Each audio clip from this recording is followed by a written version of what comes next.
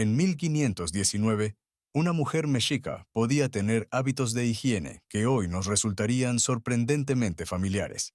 Y eso cambia bastante cuando la ponemos frente a una española exactamente de la misma época. Porque si tuvieras que elegir cuál cuidaba mejor su cuerpo, probablemente apostarías por la europea. Pero al revisar cómo se bañaban, cuidaban el cabello y combatían los malos olores, algo cambia. Una de estas mujeres utilizaba recursos de limpieza que probablemente no esperarías encontrar hace 500 años. Y al terminar esta comparación, veremos cuál de las dos tenía realmente mejores hábitos de higiene. Comencemos por lo más sencillo. Sudor, polvo y humo se acumulaban diariamente sobre la piel. Cocinar junto al fuego podía dejar el olor del humo pegado durante horas al cuerpo. Caminar bajo el sol, trabajar y moverse por la ciudad añadían todavía más sudor y tierra. Para los nahuas, retirar esa suciedad mediante agua formaba parte habitual del cuidado corporal. El baño completo no era algo extraño ni reservado únicamente para personas de gran riqueza. El agua podía recorrer directamente la piel y retirar aquello acumulado durante las actividades del día. Y aquí aparece una primera diferencia importante frente a buena parte de la Europa cristiana. Porque la española también se lavaba, pero no siempre necesitaba sumergir o mojar todo el cuerpo. Ahora piensa en cabello largo, después de pasar varias horas cerca de un fogón lleno de humo. Ahí quedaban atrapados grasa, polvo, sudor y ese olor que el agua sola no siempre elimina. Los nahuas tenían una solución que literalmente crecía a su alrededor: plantas con propiedades limpiadoras. Entre ellas estaba el amoli, utilizado para limpiar y también para lavar el cabello. Preparado con agua, ayudaba a desprender grasa y suciedad acumuladas entre los mechones. Algunas de estas plantas podían incluso producir una espuma ligera al frotarse con agua. No era champú moderno, pero cumplía una función que hoy reconoceríamos inmediatamente. Y eso convertía el cuidado del cabello en algo mucho más elaborado que simplemente mojarlo. Pero estar limpia por la mañana no garantizaba llegar oliendo bien al final del día. Bastaban unas horas cocinando para que el humo volviera a quedarse atrapado en cabello y ropa. Súmale calor, sudor, alimentos, mercados y miles de personas moviéndose por Tenochtitlan. Los nahuas también conocían preparados destinados a controlar ciertos olores desagradables del cuerpo. Las plantas y flores aromáticas tenían además una presencia enorme dentro de su cultura cotidiana. Eso permitía combinar limpieza corporal con aromas obtenidos directamente de su propio entorno. La española hacía algo parecido utilizando lavados, prendas limpias y diferentes sustancias aromáticas. Así que ninguna aceptaba simplemente oler mal. Lo interesante era cómo resolvían el problema.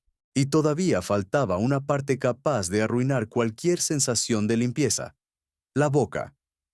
Después de comer, dientes y aliento necesitaban atención, igual que cualquier otra parte del cuerpo.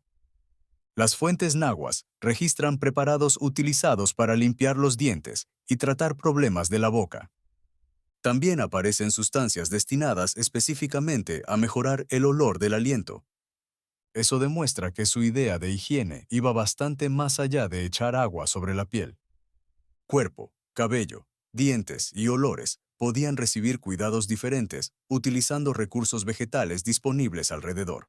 Y sí, también estaba el temazcal: piedras calientes, agua y vapor llenando lentamente un pequeño espacio cerrado. Pero era solo una parte de una cultura donde el cuidado del cuerpo aparecía de muchas formas. La diferencia importante no era únicamente tener temazcal, sino la normalidad con que utilizaban agua y limpiadores vegetales. Aquí conviene romper un mito. Las españolas de 1519 no pasaban años enteros sin lavarse. España conservaba además una importante tradición de baños, especialmente en regiones con fuerte herencia andalusí. Pero en la Europa cristiana también cobraba enorme importancia mantener limpias las prendas que tocaban la piel. El lino absorbía sudor y grasa, Por eso cambiarlo podía formar parte fundamental de sentirse aseada. Rostro, manos, cabello, ropa limpia y aromas podían importar incluso cuando no había un baño completo. 45. Pero todavía falta algo importante. De poco servía limpiar el cuerpo si después volvías a ponerte una prenda llena de sudor y humo. Entre los nahuas, la limpieza también podía extenderse a las telas que estaban constantemente en contacto con la piel. Y aquí vuelve a aparecer el amoli, porque sus raíces también podían utilizarse para lavar prendas. La tela se mojaba, se frotaba para desprender la suciedad y después podía enjuagarse con agua limpia. Imagina el algodón húmedo extendido bajo el sol, mientras poco a poco desaparecía el olor acumulado durante el día. La española también daba enorme importancia a la ropa limpia, especialmente a las prendas que estaban directamente sobre el cuerpo. El lino podía absorber sudor y grasa, funcionando casi como una primera barrera entre la piel y las prendas exteriores. Por eso, lavar esas telas o cambiarlas podía hacer una enorme diferencia en cómo se sentía y olía una persona. Aquí las dos culturas coincidían en algo sencillo. Mantener limpia la ropa también formaba parte de mantener limpio el cuerpo. Pero todo esto necesitaba un recurso indispensable: agua. Y Tenochtitlan había desarrollado una relación extraordinariamente cercana con ella.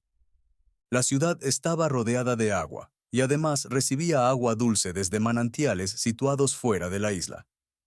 Eso no significa que cada vivienda tuviera agua corriente como una casa moderna. Significa que conseguir agua para beber, cocinar y limpiar formaba parte del funcionamiento cotidiano de aquella enorme ciudad. Y cuando bañarse, lavar el cabello y limpiar textiles forma parte de la rutina, disponer de agua cambia completamente las posibilidades de higiene. Para nuestra mujer mexica, el agua no aparecía únicamente cuando estaba extremadamente sucia. Era una herramienta habitual para retirar del cuerpo aquello que el trabajo, el calor y el humo habían dejado durante el día. Entonces, ¿quién era más limpia en 1519? La española se lavaba, cuidaba su cabello, limpiaba sus prendas y utilizaba aromas. No vivía simplemente cubierta de suciedad. Pero en baño corporal frecuente, uso de agua y variedad de limpiadores vegetales, la ventaja parece inclinarse hacia la mujer mexica. Y eso quizás sea lo más sorprendente de toda esta comparación. Hace 500 años, algunas de sus rutinas de higiene se parecían mucho más a las nuestras de lo que normalmente imaginamos.